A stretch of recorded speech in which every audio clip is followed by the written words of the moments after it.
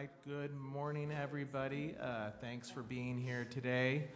My name is Billy Ottensmeyer. I'm a staff attorney at the Indiana Department of Education. Also here with me is our general counsel, Philip Gordon. It's just after 10 a.m. on Friday, November 8th, 2024.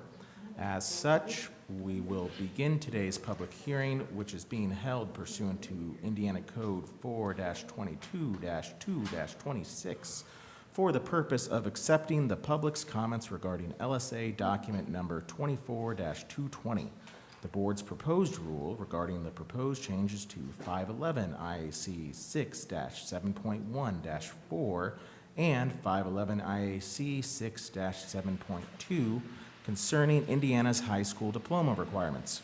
Notice of this hearing was published on October 9th, 2024 in the Indiana Register and was also shared by the Indiana Department of Education with news outlets across Indiana. Because the purpose of today's hearing is to hear from the public, the department's staff will not be answering questions at this time. It's important to note that every comment we receive today, including those submitted in writing and via the remote chat option, will be provided to the board for the board's consideration.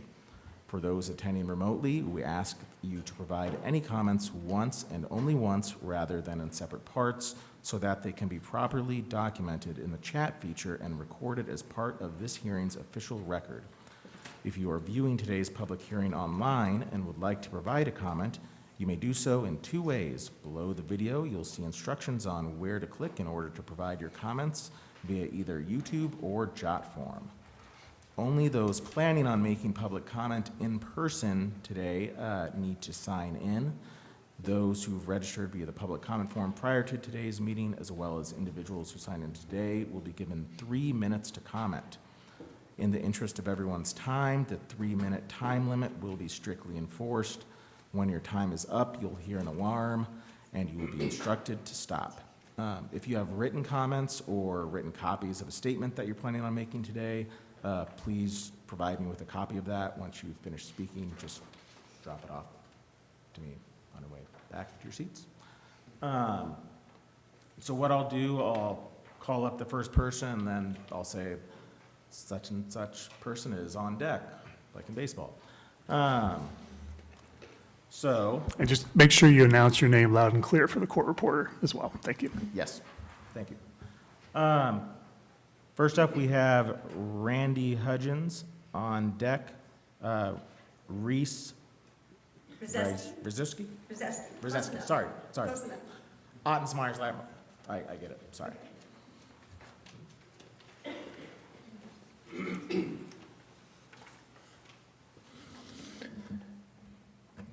All set? Yep, all set. Good morning, ladies and gentlemen. I'm Randy Hudgins, husband, father of twin 6-year-olds at Lantern Road Elementary, 20-year U.S. history and dual credit teacher, assistant football coach from Warren Central High School in Indianapolis. I speak on behalf of myself, and I hope to voice many of the concerns of my colleagues. Our graduation requirements should be updated from time to time. We need to prioritize development of employable skills and expand opportunities for attaining trade certifications and providing pathways beyond just a 4-year degree in this state. Our process for this should be crafted by Hoosiers and for Hoosiers. However, I fear that this plan, especially its first version, was forced upon Hoosiers from an unknown outside entity. Since our current plan is mostly a copy of the previous diploma requirements with a few key changes, I am mostly in favor of it. What I cannot abide by is the process followed to get here. Surely those crafting and presenting the first plan knew it was unworkable and would be rejected. Why did it fall to the ISTA and the Indiana higher education institutions to provide the public criticism leading to the sudden radical change of this initial plan? Why did we even have to argue in favor of keeping the academic honors diploma? Why did the colleges and universities have to make a public stink before the architects of the plan suddenly saw the light, made a U-turn, and understanding that that proposal was unworkable? I can also not abide by the message this sends to our world history and world geography teachers, that their curricula and creative genius they craft in their lessons are not valued and that their positions are expendable. Several have approached me expressing that they will have to brush up on their teaching of other classes or whether we will have to downsize our staff or force teachers into recertifying into different areas to keep their position, salary, and benefits. Forcing teachers to recertify.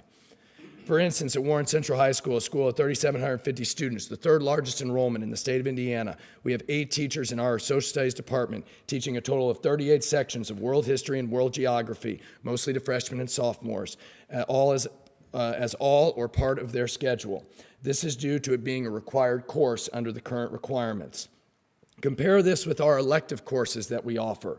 Sociology, 2 sections. Psychology, 4 sections. Ethnic studies, 2 sections. African studies, 2 sections. And that includes AP and dual credit offerings.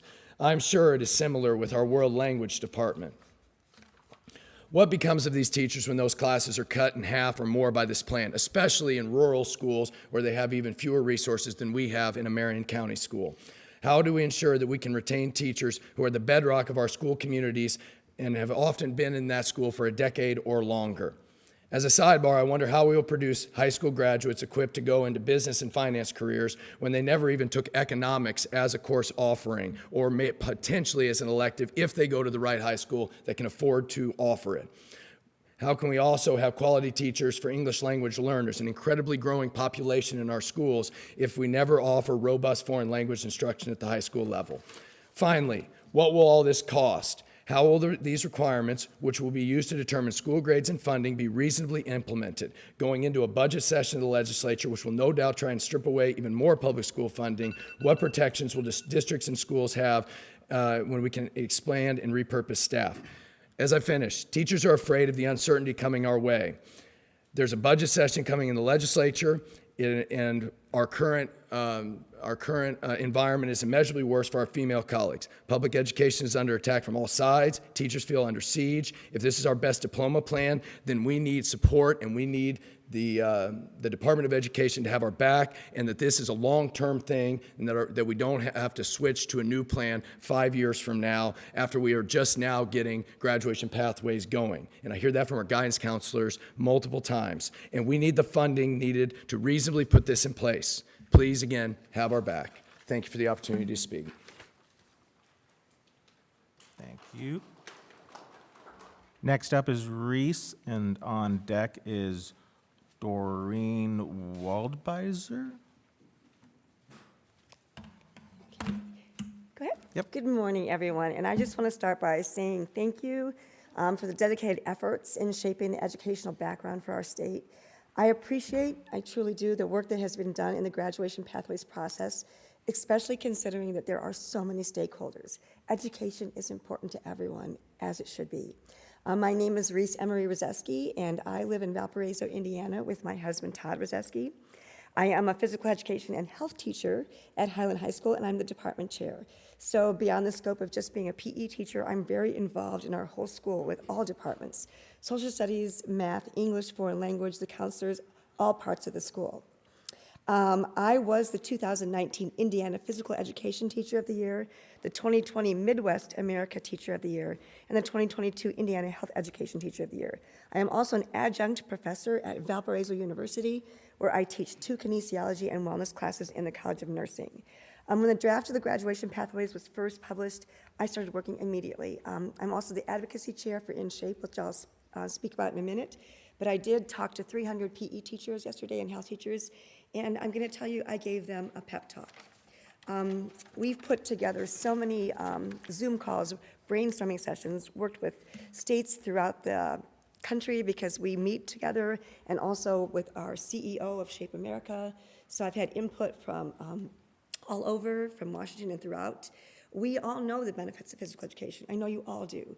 We can make better students in all of your classes. Students will be more physically active, tend to have better grades, school attendance, cognitive performance, and better better on behavior tasks, so they stay on task longer. Also, we can lower the health costs for the state of Indiana. So you're thinking my comments are going to be negative today. They are not. If you want to know a department in any school where the person is able to understand advocacy and show that it defines character, it's health and PE teachers. That's what we live by. My dad taught me that if there's a problem, you can dwell on it for 10 minutes, and on minute number 11, you need to start figuring out what you're going to do. So I just want to tell you what we are doing as health and PE teachers. We are giving ourselves the challenge that we are going to make our classes the very best they can. And so when students walk into our classes, they're going to get the best. And we recommend so many different sources where they can get PE Central, Health Teacher Central. I'm also part of a national organization where we go on and train different teachers in the schools. We're going to make our PE teachers the best in Indiana. And I can tell you from knowing the 300 that I talked to yesterday, we do try. It's not like PE used to be. It really isn't. And just kind of as I kind of pull some things together for you and for all teachers, I've just done some, students ask me all the time to do their Common App evaluations for college. And I made this sheet up. We cover so many of them, and all of you teachers do, but just to academic achievement, this is all on the Common App. Quality of character, creativity, reaction to setbacks, leadership, concern for others, self-confidence, initiative, self-discipline, motivation, maturity, independence, respect, creative thought. We take care of that, and we care about that for our students in Indiana. Just so I want you to know that we're taking this as a positive motion, and we're going to go forward and do the very best we can for our students in Indiana. Thank you so much. Thank you. All right, Doreen, and then next up on deck after Doreen is Carrie Mixa. When the buzzer rings, is that the warning, the 1 minute warning, or is that the 3 minutes? That's the 3 Okay, minutes. good to know. I can give it when it's 1 minute. I'll do like a, Okay, great. a one. Am I good to start? Yep. Okay. My name is Dorian Wer. I'm here representing myself. However, I've been a school counselor since 1994. I've worked for the Vigo County School Corporation since 2000, and I've been a high school counselor for 14 years. I have 3 points for you today. It is a good idea to continue to expect students to get work experience in high school and to encourage students to consider being in the military. Second point, however, because the state does not fund anywhere near enough high school counselors even now, it is a bad idea to expect 1,333 Indiana high school counselors to additionally have students in cohorts expected to graduate in 26, 27, or 28 suddenly earn at least one of the diploma seals established in Section 20 of this rule. Individually verify, add more verification forms, and/or add more documentation for Enrollment Honors Plus seals, Employment Honors seals, Employment Honors Plus seals, or Enlistment Honors seals. To continue in point 2, again, because the state does not fund enough high school counselors now, it is also a bad idea to have high school counselors additionally be the trained facilitators to complete ASVAB post-test interpretations, be the public servant to mentor students eligible for Enlistment Honors seals, or further individualize each student's graduation plan. Unless you drastically increase the number of school counselors you will fund for the 25-26 school year and beyond. Point number 3, the 1,333 Indiana high school counselors are already so burdened, accomplishing the following from A to Z, and I know I won't get through them all. ASVAB, attend active shooter training, analyze transcripts, answer emails and phone calls, attend local college information sessions, attend faculty meetings, attend counselor trainings and counselor staffings, attend annual case reviews, attend teen safety matters training to teach mandatory child abuse and bullying lessons, change schedules, character nominations, Christmas assistance referrals, clothing and shoe referrals, community partners referrals for Firefly, compare IEPs with Tide, conduct threat to self screenings, connect students to deans when a threat to others is revealed, consult with teachers and staff, conduct threat to self screenings, connect students to deans when there is a threat to others is revealed during crisis screenings, consult with speech-language pathologists and school psychologists, create electronic and paper forms, CTE irregularities, DCS reports, document. Educate ourselves about everything that is constantly changing, employability skills forms, employer verification forms, enroll students, expunge failing grades, family case manager consultations, FAFSA, which should be the college's responsibility, by the way, 504s, fire drills, follow up with students, parents, agencies, and staff, four-year plans, general diploma conferences, graduation preparation, graduation practice, incoming freshman preparation, IDO updates weekly, I Learn Biology, I Rate Parents, Indiana Youth Surveys, Letters of Recommendation, Lunch Duty, Makeup Testing, Master Schedules, McKinney-Vento. Thank you very much. Thank you. Okay, thank you very much. Next up, we have Carrie, and on deck, Representative Sue Arrington. Hi, my name is Carrie Mixa. I am a parent of a 7th grader and a junior in high school. I'm also a board member of the Indiana Coalition for Public Education, and I'm here to speak on their behalf. Indiana Coalition for Public Education is an organization that advocates for all children to have high-quality, equitable, well-funded schools that are subject to democratic oversight by their communities. ICP has watched the progression of this diploma. To this day, communities are still confused, legislators are still confused. Due to this confusion, ICPE is concerned on behalf of communities around this state. We are concerned about the following. Cost. How much will this program cost? Has there been an LSA analysis done on the recent version? The new diploma is 42 credits with a possibility of a student earning 60 credits. What is the cost of this additional 2 to 20 more credits? Since the Great Recession of 2008, state tuition support funding has not been keeping up with inflation. While the Indiana General Fund has grown 62.46%, the K-12 tuition support budget has grown only 38.37%, well behind inflation. The tuition support budget funds nearly all personnel working in public charter and voucher receiving schools.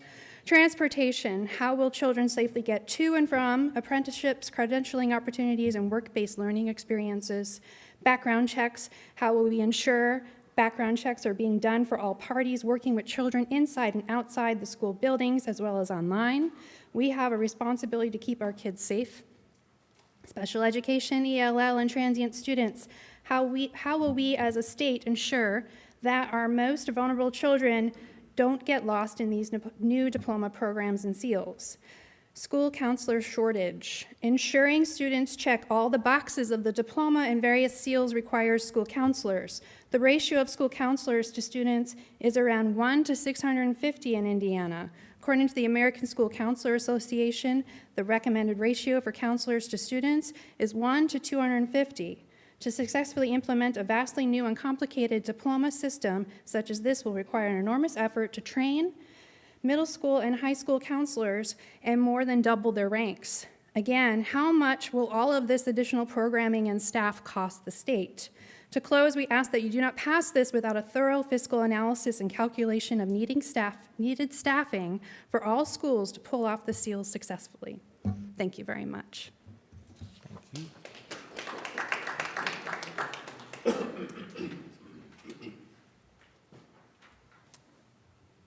All right, next up, Representative Arrington, and on deck, Dr. Michaela, is it Spangler? Good morning.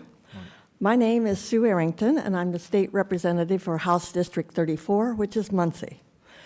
Shortly before the last hearing, I held a public forum on the first draft. I spoke at that, and then I spoke at your hearing to voice my concerns and the concerns raised by my constituents. Now we have another draft. Unfortunately, it still does not address many of my constituents' concerns, and I'm still hearing from them. For example, in September, when I sent the graphic for the new draft to Dr. Michael Hicks, who is the director of the Ball State Center for Business and Economic Research, and he's published several papers on the education policy and its impact on economics, his response was this: "It's difficult for me to see how this proposal differs substantially from the one the university presidents criticized just a few weeks ago." In October, he contacted me again and asked, "Have you heard testimony that speaks to the purpose of eliminating so much content from the curricula?" He poses an important question. Why is there so little transparency? Who were the experts that were consulted in crafting this proposal? That question was raised at the last hearing, and we're still waiting for an answer. Another reaction to the current draft comes from Dr. Mike Steele, chair of the Department of Educational Studies at Ball State. He told me he remains concerned about this draft. He said there are improvements, such as bringing back PE and health, but there is still a lack for world languages, and pointed out that the persistent questions about work experiences, transportation liability, and the availability, not to mention the training, of counselors remains unaddressed. He's waiting to hear a compelling reason why the current opportunities around work-based learning are inadequate. Dr. Seal also talked to me about the seals being poorly designed. He mentioned the Honors Plus seal in particular sets a really unreasonably high bar, as AP Scholar of Distinction requires an average of a 3.5 on all AP exams and scores of 3 or higher in 5 or more AP exams. Lastly, he expressed his concern about mathematics in particular, as that is his area of professional expertise. Rolling back to only requiring Algebra 1 is regressive and runs counter to what other states are doing. He points out that the National Council of Teachers of Mathematics recently released new guidance about high school mathematics focused on making it stronger and more relevant. He said this work contains state-based studies, but rolling back mathematics requirements doesn't appear in any of them. All of these state-based studies address the issue of flexibility and multiple pathways by adding options rather than taking away requirements. So thank you very much. Thank you.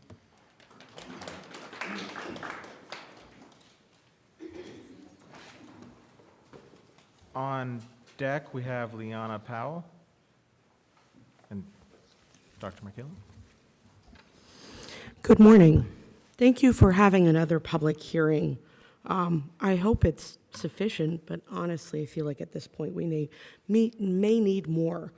My name is Dr. Michaela Spangler. I'm from the Erie Education Coalition. An earlier commenter had questioned why the first draft seems so outrageous. I think to his reading, this draft was somehow much closer to what we already have. As a clinical psychologist, we call that the door in the face technique. When you're trying to get people to accept unacceptable things, the first thing you do is do something really outrageous and unacceptable. And then whatever you do after that will appear so much more reasonable that people might go along with it. But we absolutely should not go along with this. Though people have noted that this is closer to what we already have, it's certainly not close enough, especially when you look at the core diploma that's being proposed as the Indiana diploma.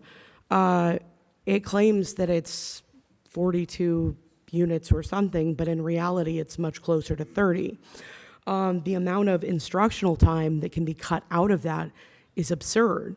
You can sub so-called work experience into almost any category, which makes no sense, especially because under statute, instructional time is still determined by a teacher being in the room, and we are still required to have, 6 hours a day, 180 days a year.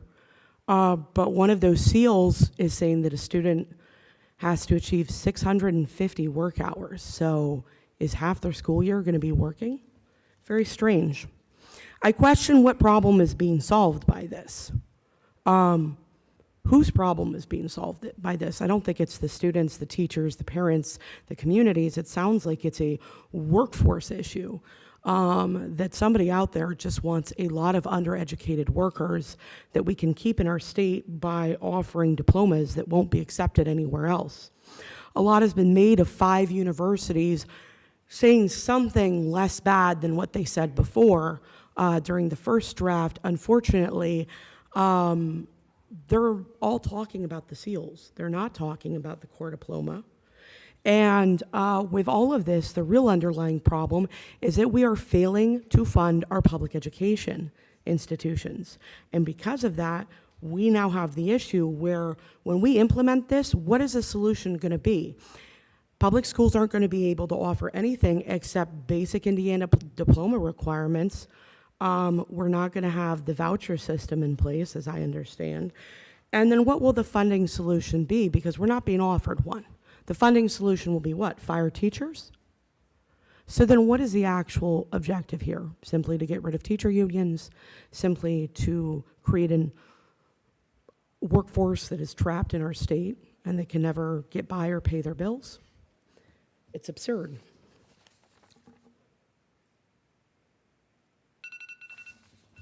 Thank you. Thank you.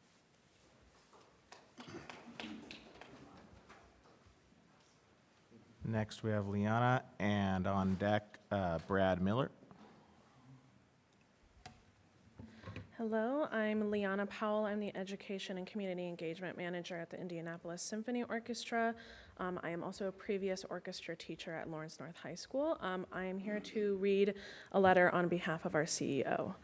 Dear Indiana State Board of Education members, as the CEO of the Indianapolis Symphony Orchestra, I'm writing to express concern about the proposal to make fine arts an optional choice within the personalized electives on Indiana's honors diploma. Removing the fine arts requirement could unintentionally diminish arts education access for students and, in turn, deprive our communities of the many benefits that the arts bring to our state's cultural and economic landscape. We urge you to consider the essential role arts education plays in the development of well-rounded students and, by extension, the prosperity of Indiana's professional arts sector. Arts education is fundamental to organizations like the Indianapolis Symphony Orchestra. By inspiring young people to engage in music and the arts, we cultivate not only future artists, but also engaged citizens who value and support arts institutions. Our orchestra and many others across the state are vital to Indiana's cultural richness and economic health.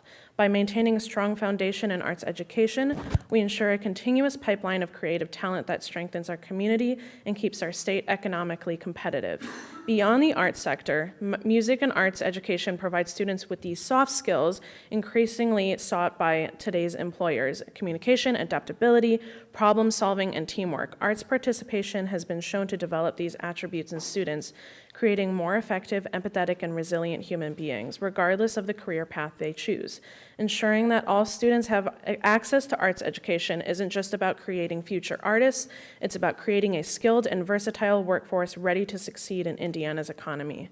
Additionally, research has consistently shown that participation in arts education enhances cognitive abilities, improves academic outcomes, and positively impacts school attendance rates. As students continue to recover from the effects of the pandemic, arts education offers them a path to reconnect, build confidence, and stay engaged with their studies. Removing the arts requirements risk limiting access to these critical experiences, particularly in undeserved urban and rural districts where arts resources may already be scarce. While we respect the board's intention to provide students with choice, we believe that arts education is too valuable to be sidelined. We ask at minimum that a 2-credit arts requirement be included in the honors enrollment seal to ensure the continued development of Indiana's students and support the strength of our professional arts community. Thank you for your time and consideration on this important matter.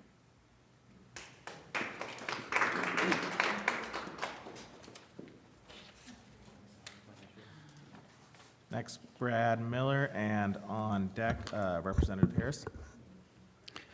Good morning, and thank you for letting us speak today. My name is Brad Miller. I'm technically representing myself, but I just happen to have been a schools counselor since 1999 at a large suburban school. I've been a director of counseling at that school for about the last 15 years. So I have a lot of experience in this area, and we spent a lot of time looking at these proposals. On January 9th, I'm going to have to stand in front of 500 families and explain to the 8th grade parents what the new diploma requirements are. That causes me a little bit of trepidation because I'm not really sure what they are. I'm fine in front of crowds, and I've done it many times, but I'm very unsure about how to even begin to explain the 6 different seals that could be possible for students. I echo a lot of the things people have said before me, specifically the enrollment honors seal for the college track type of student. Really think you should look at a 3rd year of world language. Think that's crucial. I think that the 2 fine arts credits coming back are very critical as well. Of course, when you're decreasing the number of PE credits, it is a bit surprising, since we're one of the fattest states around, that we would decrease the requirement for physical education. Specifically on the enrollment Honors Plus seal, it indicates Associates, Indiana College Core, AP Scholar with distinction. Those AP scores are not available until July, much later than when students walk across the stage. It's not very practical, which I essentially think would push everybody to move to dual credit, which I'm not against. We have an early college program at our school. We have a very robust AP program as well, and they can sit, and they've both been successful, and they've both met the needs of different types of students for them to go on and be very successful in college and then later in life. I think one of my thoughts generally would be the equity issue in some of these requirements. And through the lens that I see that as, we have a high free and reduced population of students. We have a number of EL students. We're one of the most diverse districts in the state. And when you tie an attendance goal into some of these diplomas, I think it's very challenging to put that onus on the school, right? Because we do want kids to be successful. We want kids to to work through these things. Also, when work-based learning is such a key component in many of these, the reality of it is that every day I talk to kids who don't have cars, who cannot get to work and don't have the means because they're at home either watching younger siblings since they're in high school. And that is a huge concern for me as well. Super concerned about the tracking piece of this. With the pathways that went into 2023, just checking box 1, 2, and 3 and tracking that in a system that makes sense. We don't really have one well established. I have students that come from different countries, different states, and different cities. We have kids that transfer in second semester of senior year. How on earth are they going to be able to complete these requirements? So thank you for your time. Super concerned.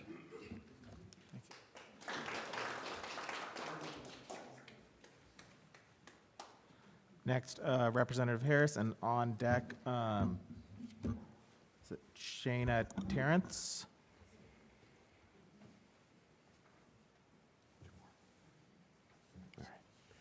Good morning. My name is Earl Harris, State Representative for House District 2 in Northwest Indiana, and I thank you for the opportunity to be here. I want to actually give a special thanks also to everyone that's here presenting, but especially those that are educators in the schools and counselors, because you are on the front line and will be working with students and parents daily. I'm going to try not to repeat too much of what's already been said. I think there's been a lot pointed out, but unfortunately what I'm going to do is repeat a lot of the things I said when we were here last time. And I'm repeating those because they are huge concerns for our community. Representative Jackson, whom will speak later, Senator Randolph, K-12 and a university person, we had a public forum. We've had meetings and conversations with superintendents, school board members, parents, school staff that have concerns about where we're heading and why we are heading there so fast. As already mentioned, counselors, we don't have enough counselors. We have a huge counselor shortage. I also want to talk about, and when you talk about putting students in workforce, there's still nothing doing background checks. What about workplace safety? As I said before, and I've said multiple times, people have said to me, I'm not sending my 16-year-old son or daughter to a workplace where there's no background check and I don't know if they're safe. That's something we need to consider. We had someone talk about transportation. That's a big issue. How is that going to be taken care of? Yes, there are some people that have, some students who through their parents have a car, have transportation, but what about the many that don't? How will students get to their workplace and know what's going on and how that transportation will happen? We also have issues around rigor. What is going on with that? We've had people talk about fine arts. We have issues with math, social studies. The new diploma has some name changes because we know a lot of people were a little hurt and did not understand why we no longer had an honors diploma. So there was a lot of name changing, but how much actual true changing happened with the new diploma? We have people that are drastically concerned about that. Also, what about opportunities? I mentioned this previously. If you're in Indianapolis, South Bend, places like that, Evansville, you probably have a lot of opportunity, but companies and organizations are not required to hire students. So for those parts of the state that are rural, what do they do? Where do those students go? We know there's not a lot of opportunity there to work, not a lot of opportunity there for organizations for them to work. Where do they go? How do they have an opportunity to fit into this? The timeline of this is also a huge concern. We passed legislation. Now we're looking at the second version of the new diploma. The deadline for having it in concrete is the 31st, the end of this year, last day of this year. I worked in public education for 20 years. I know it's hard. I know people get into it because not for the money, but the love of it. That's a big deal. So I know what you're doing and what you're trying to do is a hard job, and not everyone would take on that. But we need to look at how this is happening and why it's happening. And I want to point out, as I wrap this up, why are we doing it so fast? Again, legislation passed this year. The deadline for having this locked in, the end of this year, 31st of December, for school districts to implement next school year. That's not a lot of time. How do they figure out all these questions that have been asked today, along with the financial issues, to get those resolved? And I'm going to end this similar to the way I ended this the last time, is with a little play on Hamilton. Whom was in the room when the decision happened? Also, whom was not? Thank you for your time.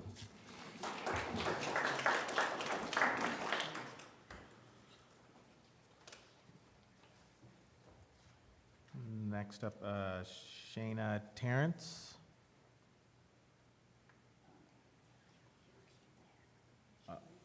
Might have left. Is it Toronto? Is it an O at the end? Toronto, sorry. That's my bad. Okay. It's definitely not Terrence, I'm sorry. Sorry. No, you're fine. All right. Good morning. My name is Shina of Toronto, and I'm an orchestra teacher at Belzer Middle School and MSD of Lawrence Township. I'm in my 7th year of teaching, all of them being in Indiana Public Schools. Last night, I had the opportunity to watch a rehearsal and full run-through of Marching Pride of Lawrence Township. It was my first time ever seeing a rehearsal and seeing what my colleagues are able to do with their students.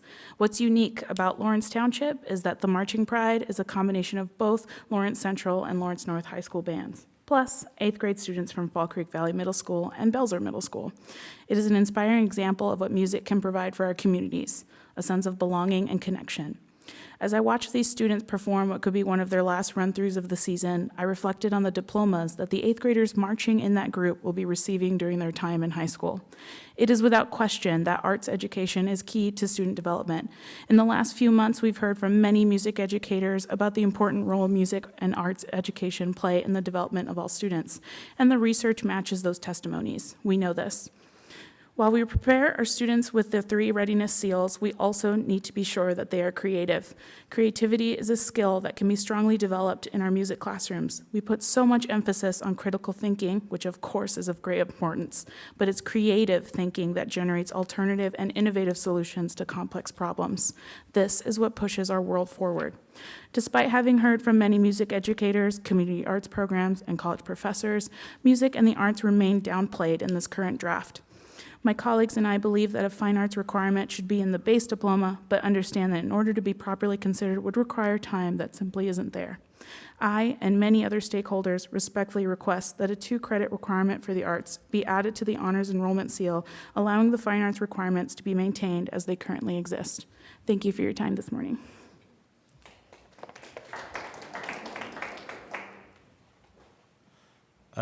Next up, Representative Klinker, and on deck, Representative Jackson.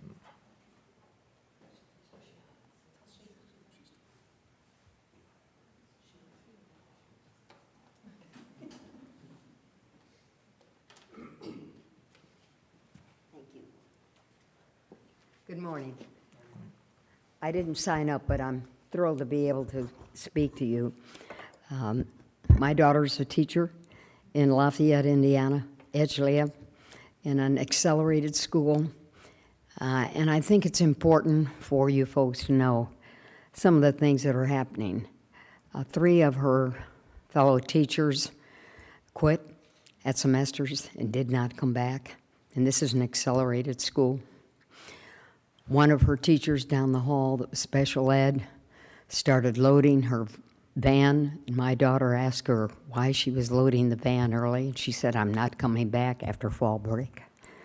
I mean, this never happened when I was teaching school. I'm a graduate of Broad Ripple High School here in Indianapolis, and taught 34 years in Lafayette, Indiana, both at the grade school level, 3rd grade, 6th grade, coached volleyball, basketball, and track, and also taught middle school at Tecumseh Middle School. And I have to say, I'm worried. That's why I'm here. I'm very worried about the future of education and teachers. I have a bill that I started last year, or proposed, $60,000 starting salary for teachers. And I know a couple of years ago we were at 40.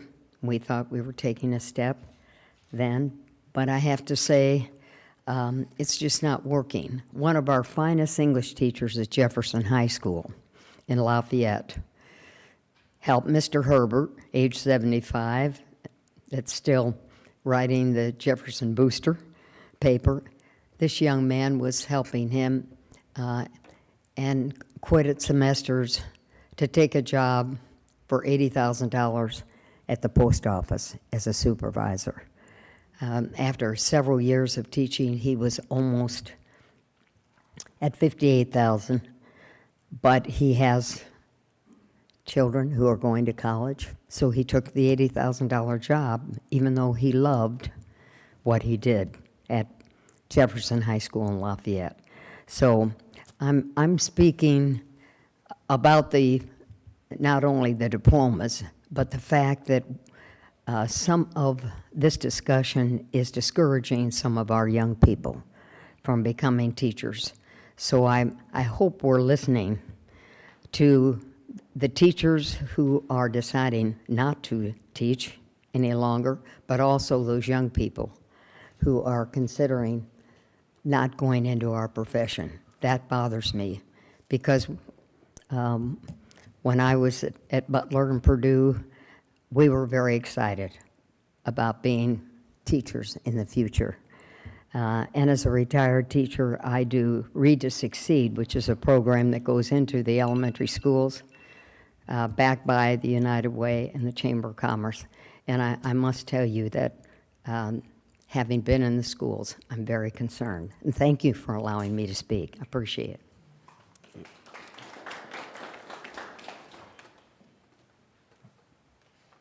Next, Representative Jackson. Good morning. Carolyn Jackson, State Representative.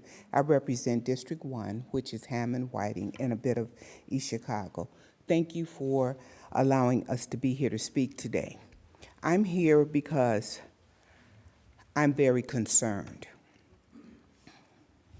And I'm concerned about many things. Unfortunately, 3 minutes is not going to be enough to discuss it, but I will highlight a couple of things. How can school corporations that recently existed or are in distress statuses with takeovers, how can those schools be able to recover when this new program is going to put a high amount of financial distress on them? I've been a legislator for 6 years, and every year there has been a change. There has been something that has happened that has required all the schools in the entire state to have to redirect how they are teaching our children. Many of those schools, in fact, all of those schools, have invested in educational programs of which they have signed contracts for years. Those are no longer valid. They cannot utilize them anymore, and they have no one to sell them to. We have not compensated them for that. Instead, we have told them you have to purchase additional ones. How can we expect our school districts to survive? Right now, each counselor in every school has somewhere in the neighborhood of 625 students in which they need to make sure they are on the path to further their lives once they graduate. It is virtually impossible for them to meet with each student and direct their path. But yet, you're saying we don't have the number of students to go to college. Of course we don't, because we are not preparing them. It is our state's responsibility to educate all the students in this state, and we are failing at that, because every time we have a program in place and goals for them to achieve, we change the direction. And we expect the teachers and everyone else to fall in line, and what we're having is a massive fallout. In order to expect our children to meet those goals, we have to stop making changes. We have to be firm in what we decide we're going to do and stick to it. We're not firm. Also, how is this program going to be implemented? We have no amount of money. There's nothing that has been said to determine that, okay? Transportation, how are they going to get to these different places in order to do this workforce? That has not been determined. Thank you.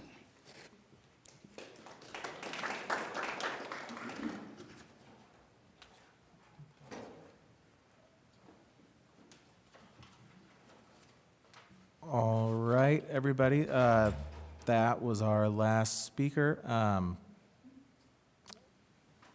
Appreciate everyone's, Yep. appreciate everyone's comments. Thank you for coming today. This will close out the proceeding. There'll be a online link as well, which will have comments that I believe will be attached to that if anyone else to review. But our jot form will be active as well before, Yeah. I believe 5 p.m. is the last cutoff for today. So if anyone else Yeah, wants so- to make written comments, you can go ahead and do so online. Thank you. Yep. This is the second and final public comment as required under the rules. State Board Education meeting is scheduled for Tuesday, next Tuesday. If anyone would like to make public comment at the board meeting, you can sign up prior